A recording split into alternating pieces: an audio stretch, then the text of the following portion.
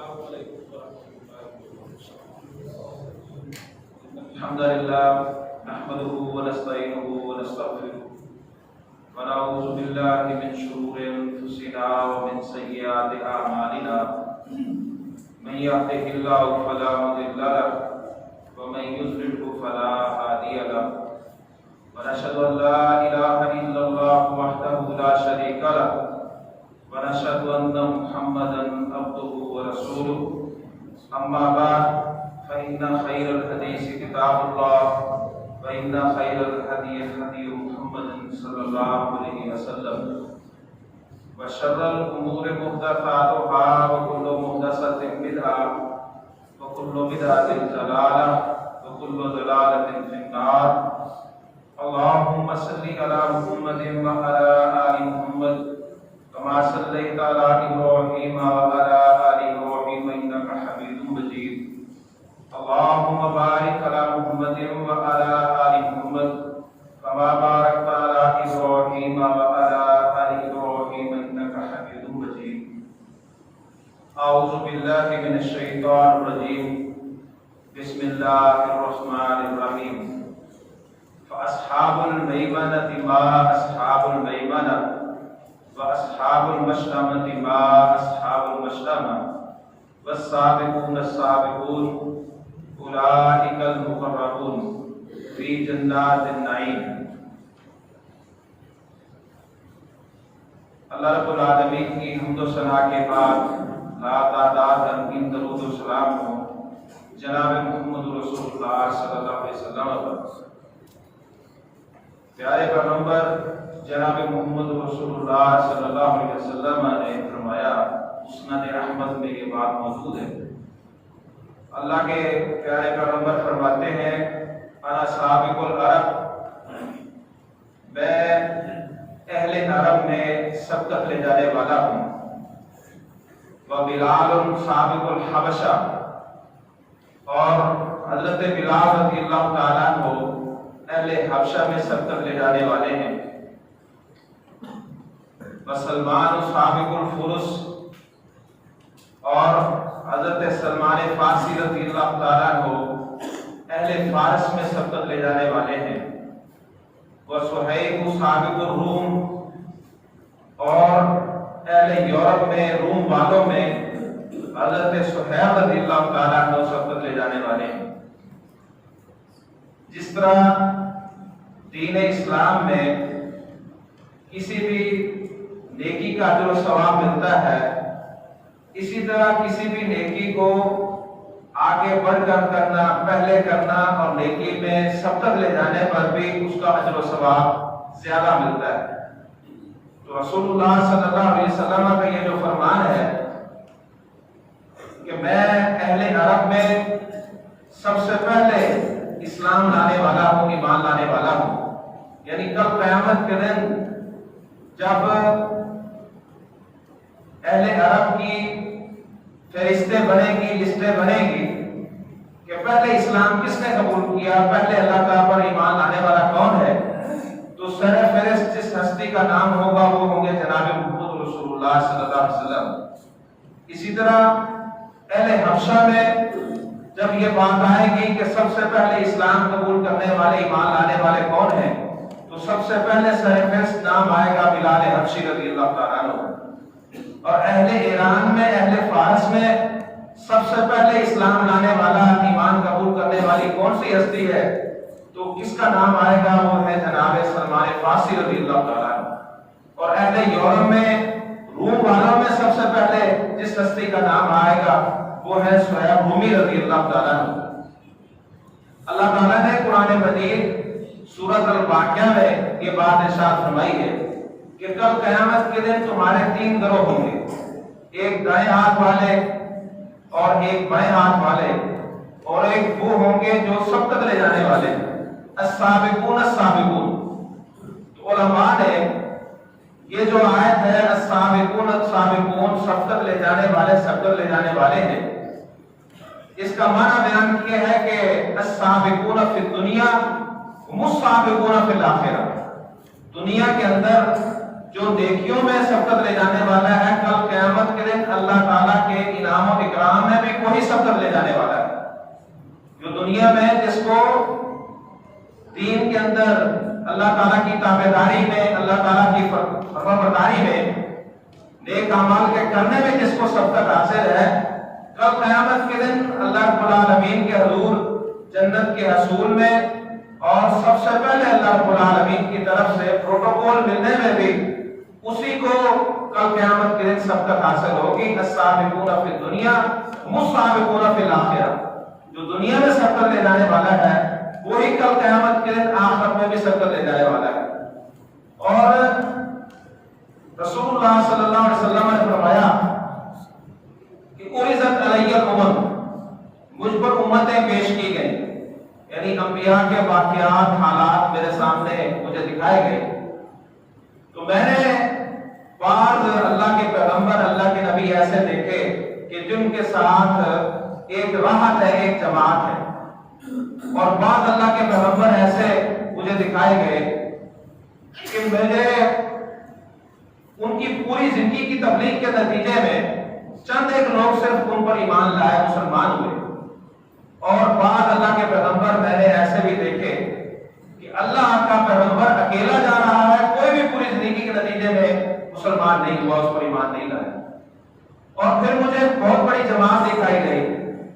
اور میں نے یہ گمان کیا کہ شاید میری امت ہے،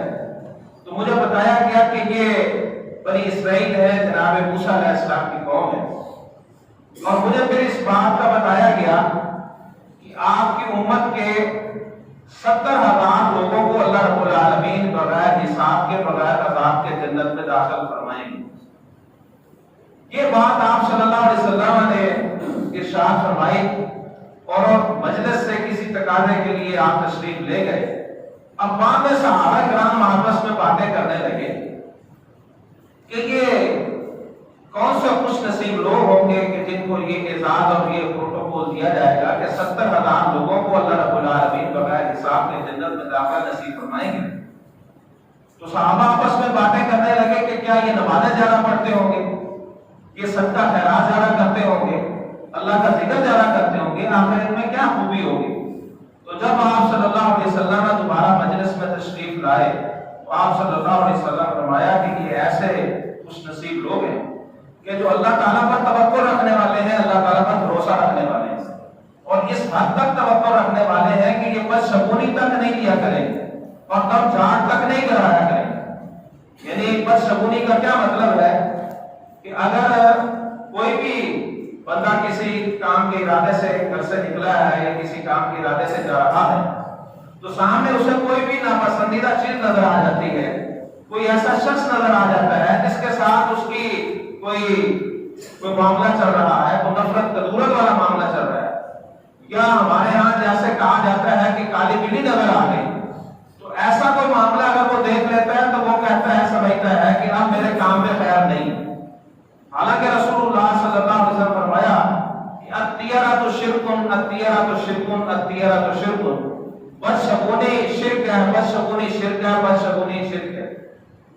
بلکہ یہ ایک وسوسہ ہے جو شیطان بندے کے دل کے اندر ڈالتا ہے، وَلَٰكِن يُذِبُهُ بِالتَّوَكُّلِ، اللہ رب العالمین اس کو توکل کے ذریعے اگر اللہ تعالیٰ پر بندہ بھروسہ کر لے تو اللہ تعالیٰ اس کو زائل کر دیتے ہیں، اس کو رفع کر دیتے ہیں۔ تو ہر حال میں بندے کو اللہ تعالیٰ پر بھروسہ رکھنا چاہیے، توکل کرنا چاہیے کہ سب کچھ اللہ تعالیٰ کے اختیار میں ہے۔ مخلوق کسی کو نہ کوئی نفع دے سکتی ہے اور نہ ہی کوئی نقصان پہنچا سکتی ہے۔ حضرت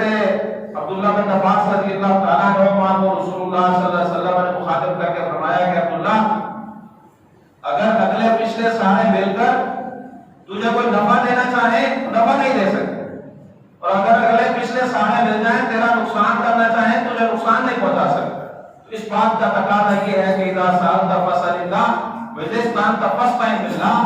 جب تم سوال کرو تو ایک اللہ تعالیٰ سے سوال کرو، اور جب تم مدد طلب کرو تو ایک اللہ تعالیٰ سے مدد کرو۔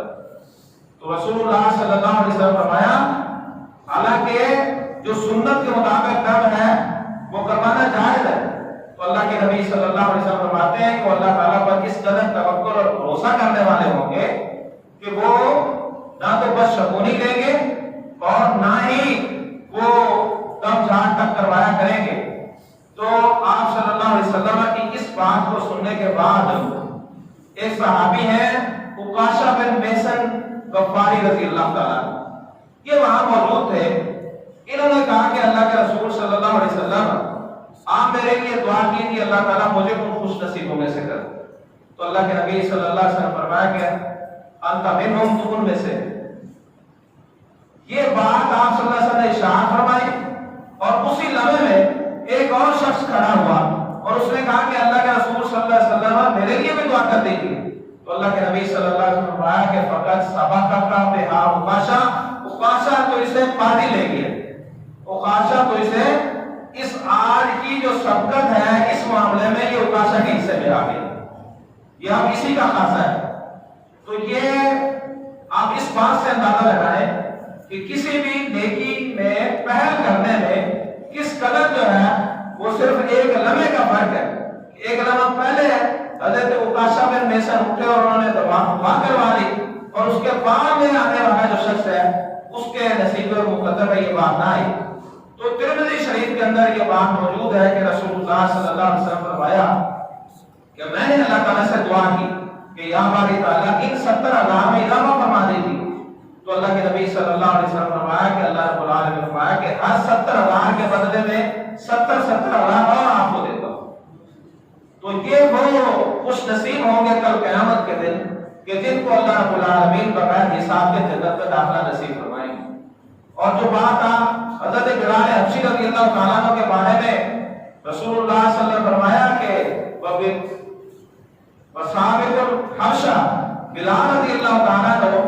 اہل حبشہ میں سبقت لے جانے والے ہیں۔ تو رسول اللہ صلی اللہ علیہ وسلم نے جناب بلال سے پوچھا تھا ایک دفعہ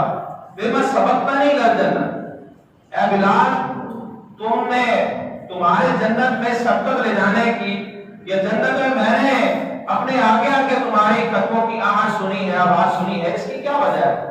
تو حضرت بلال رضی اللہ تعالیٰ عنہ فرماتے ہیں کہ اللہ کے رسول صلی اللہ علیہ وسلم جب بھی میں بے وضو ہوتا ہوں تو میں وضو کر لیتا اور اس کے ساتھ ہی میں جو وضو کا تحیہ ہے 2 رکعت نماز بھی ادا کرتا، یہ میرا عمل ہے۔ تو علماء کہتے ہیں کہ یہ حضرت بلال رضی اللہ تعالیٰ عنہ کی تواضع ہے کہ انہوں نے یہ بات کہی، وگرنہ حضرت بلال رضی اللہ تعالیٰ عنہ کی زندگی اور ان کی سیرت کے اندر پہاڑوں جیسے اعمال ہیں، پہاڑوں جیسے نیکیاں ہیں۔ تو حضرت بلال رضی اللہ تعالیٰ عنہ کو رسول اللہ صلی اللہ علیہ وسلم نے فرمایا کہ یہ اہل حبشہ میں سبقت لے جانے والے ہیں۔ ایک دفعہ حضرت عمر رضی اللہ تعالیٰ عنہ کا دور خلافت ہے اور حضرت عمر رضی اللہ تعالیٰ کے دور میں آپ کو ملنے کے لیے آئے دو قریشی سردار ابو سفیان رضی اللہ تعالیٰ عنہ اور حکیم بن حزام رضی اللہ تعالیٰ عنہ۔ یہ دونوں بڑے اعلیٰ حسن نسب والے اور قریشی چشم و چراغ ہیں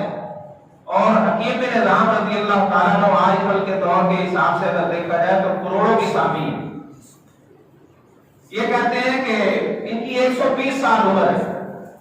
60 سال زمانے جاہلیت کے ہیں اور 60 سال زمانے اسلام کے ہیں جب انہوں نے اسلام قبول کر لیا۔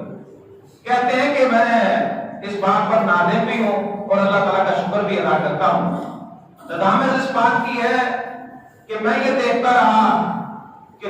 بڑے بڑے قریشی رؤساء اور سردار جو ہے وہ ایمان قبول نہیں کر رہے، اسلام قبول نہیں کر رہے، پتہ نہیں کیا معاملہ ہے۔ بہرحال اس معاملے میں نے تاخیر کی، میں لیٹ ہو گیا، بعد میں نے اسلام قبول کر لیا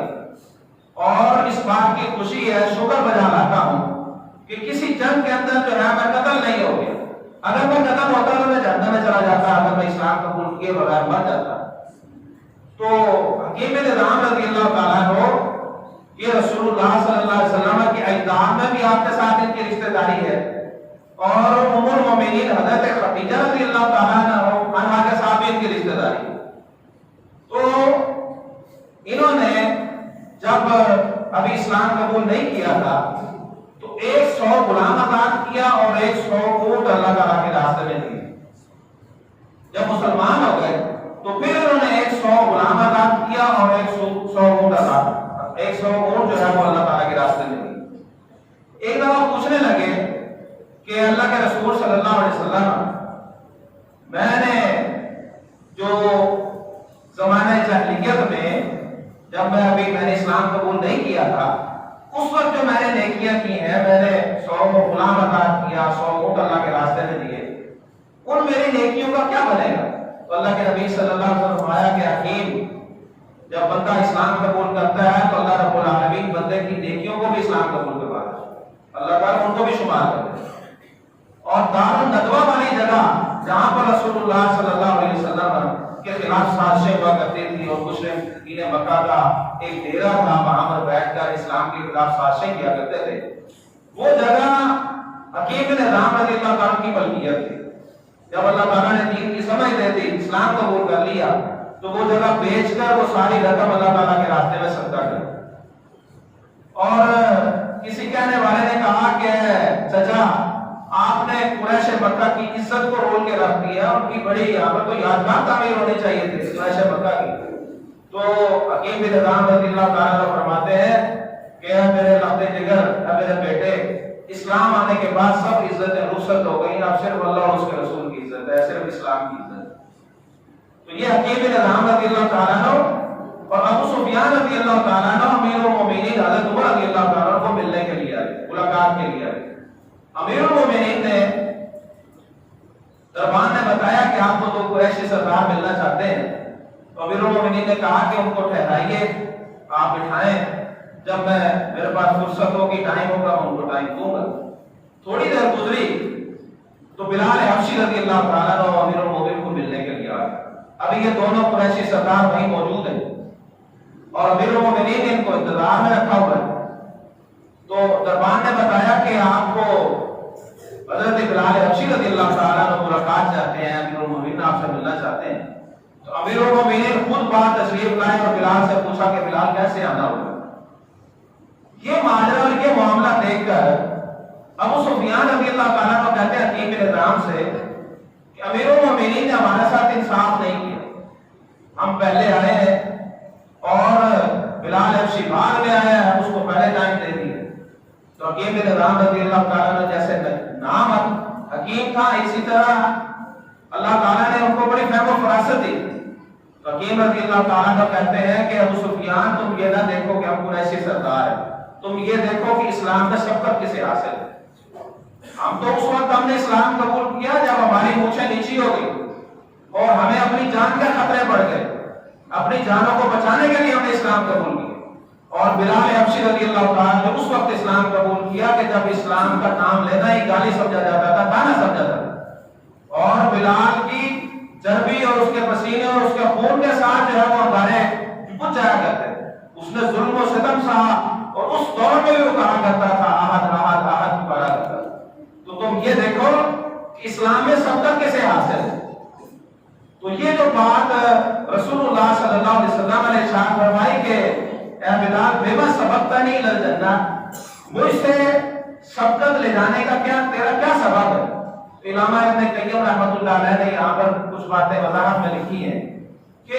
اس کا مطلب یہ ہرگز نہیں ہے کہ حضرت بلال رضی اللہ تعالیٰ عنہ رسول اللہ صلی اللہ علیہ وسلم سے بعد اللہ مقام و مرتبہ میں آگے بڑھ گئے، ہرگز ایسا نہیں ہے۔ کل قیامت کے دن جیسے دنیا کے اندر ایک کسی علاقے کے کسی بڑے آدمی کا یا کسی بادشاہ کا پروٹوکول ہوتا ہے اور وہ پروٹوکول اس کے آگے آگے ہوتا ہے، تو کل قیامت کے دن حضرت بلال حبشی رضی اللہ تعالیٰ عنہ کو رسول اللہ صلی اللہ علیہ وسلم کو پروٹوکول دینے کے لیے چنا گیا کہ کل قیامت کے دن رسول اللہ صلی اللہ علیہ وسلم کو جو اعزاز دینے والی ہستی ہوگی وہ کون ہوں گے؟ بلال حبشی ہوں گے رضی اللہ تعالیٰ عنہ۔ اور پھر وہ کہتے ہیں کہ یہ کسی اور کے مقدر اور نصیبے میں کیوں نہیں آیا، کیونکہ دنیا میں رہتے ہوئے حضرت بلال رضی اللہ تعالیٰ عنہ کو اسلام میں سبقت حاصل ہے، تقدم حاصل ہے، وہ مؤذن رسول ہے، اور جو مؤذن ہوتا ہے وہ مسجد میں سب سے پہلے آتا ہے اور مسجد کی دیکھ بھال کرتا ہے، مسجد میں اذان کا اہتمام کرتا ہے، وضو کا انتظام کرتا ہے۔ تو جیسے دنیا میں رہتے ہوئے حضرت بلال رضی اللہ تعالیٰ عنہ کو نیکیوں میں سبقت حاصل ہے، اسی طرح کل قیامت کے دن رسول اللہ صلی اللہ علیہ وسلم کو شرف دینے کے لیے، اعزاز دینے کے لیے، پروٹوکول دینے کے لیے بھی اللہ رب العالمین نے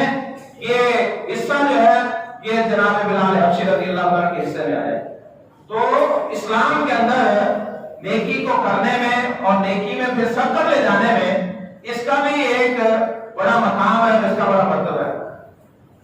آپ جمعے کے دن کی مثال لے لیں، رسول اللہ صلی اللہ علیہ وسلم فرمایا کہ خطیب کے خطبہ شروع ہونے سے پہلے جو شخص مسجد میں آتا ہے اس کو اللہ تعالیٰ کے راستے میں اونٹ صدقہ کرنے کا ثواب دیا جاتا ہے، اور جو اس کے بعد آتا ہے اس کو گائے اللہ تعالیٰ کے راستے میں قربان کرنے کا ثواب دیا جاتا ہے، اور تیسرے نمبر پر جو آتا ہے اس کو بکرا یا بھیڑا اللہ تعالیٰ کے راستے میں صدقہ کرنے کا ثواب دیا جاتا ہے۔ چوتھے نمبر پر معاملہ فریدوں تک آ جاتا ہے، مرغی یا مرغا وغیرہ اللہ تعالیٰ کے راستے میں دینے کا، اور پانچویں نمبر پر انڈا اللہ تعالیٰ کے راستے میں دینے کا ثواب دیا جاتا ہے، یعنی جو سب سے پہلے مسجد میں آتا ہے۔ اور رسول اللہ صلی اللہ علیہ وسلم فرمایا کہ جو شخص مرے غسلہ و غسلہ، جس نے غسل خود بھی کیا اور اپنے بیوی بچوں کو بھی غسل کرایا، وقت تکارا جلدی آیا، وقارا اور اہل خانہ کو بھی مسجد میں جلدی لے کر آیا، اور فرمایا کہ ومشا اور پیدل چل کر آئے، ولم یرکب سوار ہو کر نہ آئے، ثم دنا من الامام، پھر امام کے بالکل قریب ہو کر بیٹھے، ولم یربو اور کسی قسم کو کوئی لغو کام نہ کرے، کوئی فضول کام نہ کرے، کوئی ایسی جو ہے وہ حرکت نہ کرے جس سے اس کا اجر و ثواب ظاہر ہو جائے۔ تو اسی طرح جمعے والے دن نیا لباس پہننا، خوشبو لگا کے آنا اور بڑے اہتمام کے ساتھ جو ہے جمعے کی تیاری کر کے آنا، تو رسول اللہ صلی اللہ علیہ وسلم نے فرمایا کہ اس طرح اگر وہ جمعے کا اہتمام کر لیتا ہے تو اس کا یہ جمعہ اس طرح ادا کرنا اس کے لیے 7 دن اور مزید 3 دن کے گناہوں کا کفارہ بن جاتا ہے۔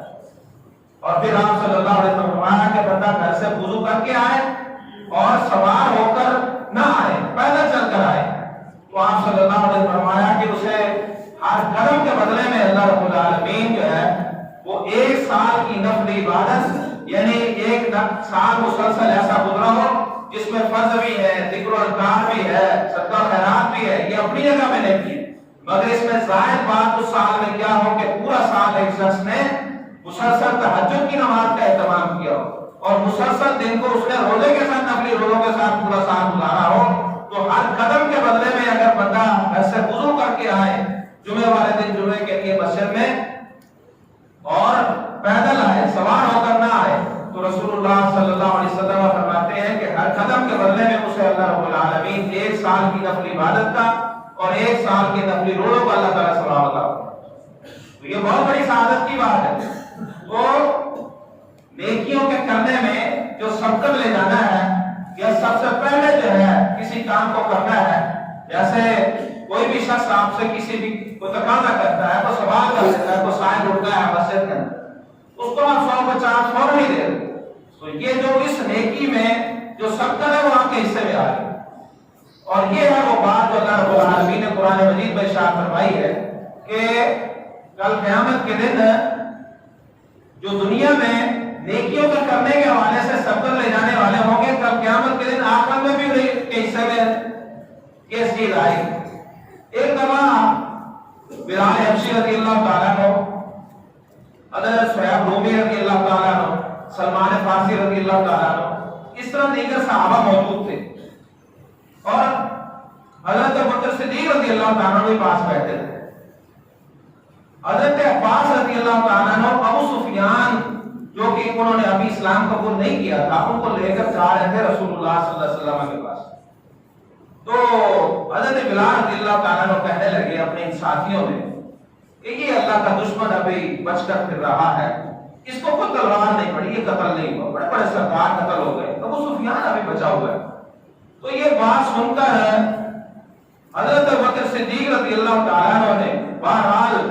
بلال رضی اللہ تعالیٰ عنہ کا اپنا مقام ہے، مگر حضرت ابوبکر صدیق رضی اللہ تعالیٰ عنہ کے مقام کو تو نہیں پہنچ سکتا۔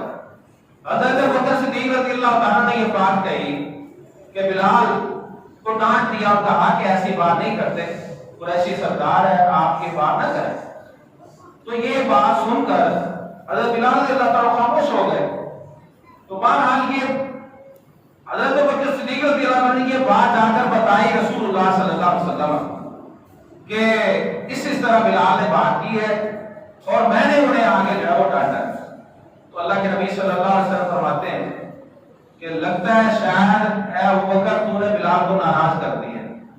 اور اگر تو نے بلال کو ناراض کر دیا ہے تو تو نے عرش والے رب کو ناراض کر دیا۔ پھر حضرت ابوبکر صدیق رضی اللہ تعالیٰ عنہ، بلال حبشی رضی اللہ تعالیٰ عنہ، دیگر یہ جو صحابہ تھے ان کے پاس آئے اور آ کر کہا کہ اے بھائیو شاید میری بات سے تمہاری دل آزاری ہوئی ہے تو میں تم سے معذرت خواہ ہوں۔ تو یہ پھر سب کہنے لگے کہ اے ابوبکر اللہ تعالیٰ تم پر رحم فرمائے، ہم نے آپ ہمارے بزرگ ہیں، ہم نے آپ کی بات کا برا نہیں مانا۔ تو یہ اسلام میں سبقت ہے بلال رضی اللہ تعالیٰ عنہ۔ اور اسی طرح حضرت سلمان فارسی رضی اللہ تعالیٰ عنہ کے بارے میں جو رسول اللہ صلی اللہ علیہ وسلم نے فرمایا کہ یہ اہل فارس میں سبقت لے جانے والے ہیں۔ حضرت سلمان فارسی رضی اللہ تعالیٰ عنہ نے تقریباً کوئی 4,500 کلومیٹر سفر طے کیا ہے ایران سے لے کر مدینہ آنے تک، اور راستے میں بڑا ان کے اوپر ظلم و ستم ہوا۔ ویسے یہ بڑے یعنی لینڈ لارڈ تھے اور ان کے والد کے پاس بڑی جاگیریں تھیں، وہ یہ چھوڑ کر جو ہے یہ رسول اللہ صلی اللہ علیہ وسلم کے پاس آئے اور آ کر جو بھی اپنی ان کی بڑی جو ہے وہ رونگٹے کھڑے کر دینے والی داستان ہے جو رسول اللہ صلی اللہ علیہ وسلم کو انہوں نے بیان کی، اور جب سب نشانیاں معلوم کر لی، اسلام قبول کر لیا حضرت سلمان فارسی رضی اللہ تعالیٰ عنہ نے۔ اور سلمان فارسی رضی اللہ تعالیٰ عنہ کا مقام و مرتبہ کیا ہے کہ رسول اللہ صلی اللہ علیہ وسلم فرماتے ہیں کہ اگر اسلام دین جو ہے وہ سریا پر ہوتا، یعنی زمین سے دور ترین جو ستارہ ہے، اگر اسلام وہاں پر ہوتا تو یہ جو سلمان فارسی رضی اللہ تعالیٰ عنہ اس جیسے لوگ دور دراز سے دوسرے ممالک سے چل کر آئے ہیں اور انہوں نے اسلام قبول کیا تو پھر بھی یہ اس وہاں تک بھی پہنچ جاتا۔ یعنی ان کا عزم و استقلال اتنا ہے، انہوں نے ہمت نہیں ہاری اور یہ مجھ تک پہنچے ہیں۔ اور قرآن مجید میں اللہ رب العالمین نے یہ بات ارشاد فرمائی ہے کہ وَإِن تَوَلَّوْا، اگر تم سب کے سب اہل عرب پیارے پیغمبر جناب محمد رسول اللہ صلی اللہ علیہ وسلم کا ساتھ چھوڑ دو، یستبدل قوما غیرکم ثم لا یکونوا امثالکم، اللہ رب العالمین تمہاری جگہ ایسے لوگوں کو بدلے گا جو تمہاری مثل نہیں ہوگی۔ تو یہ بات سن کر صحابہ نے پوچھا کہ اللہ کے رسول صلی اللہ علیہ وسلم اس سے کون لوگ مراد ہیں؟ تو اللہ کے نبی صلی اللہ علیہ وسلم نے سلمان فارسی کے کندھے کے اوپر ہاتھ رکھ کر کہا کہ اس سے ایسے لوگ مراد ہیں، یعنی اہل عرب تم میں محمد رسول اللہ صلی اللہ علیہ وسلم کا ساتھ نہ دو، اللہ رب العالمین فرماتے ہیں کہ میرے پیارے پیغمبر کا ساتھ چھوڑ دو تو اللہ رب العالمین ایسے ایسے جگہوں سے، ایسے ایسے علاقوں سے جہاں سے تم سوچ نہیں دیکھ سکتے، وہاں پر اللہ رب العالمین لوگوں کے دلوں میں بات ڈالے گا اور وہ آئیں گے اور میرے پیارے پیغمبر جناب محمد رسول اللہ صلی اللہ علیہ وسلم کا ساتھ دیں۔ حضرت علی رضی اللہ عنہ سے پوچھا گیا کہ کچھ سلمان فارسی کے بارے میں آپ بتائیں، تو حضرت علی رضی اللہ عنہ فرماتے ہیں کہ تم میں کوئی لقمان حکیم کے درجے کا آدمی ہے؟ تو لوگوں نے کہا کہ ہم تو ان کے درجے کو نہیں پہنچ سکتے، تو کہا کہ اس امت کا اگر لقمان حکیم کے درجے کا آدمی ہے تو سلمان فارسی رضی اللہ تعالیٰ، اور پھر فرمایا کہ وہ ایسا شخص ہے، وہ ایسا آدمی ہے کہ اس نے اگلی پچھلی کتابوں کا علم حاصل کیا اور اس کو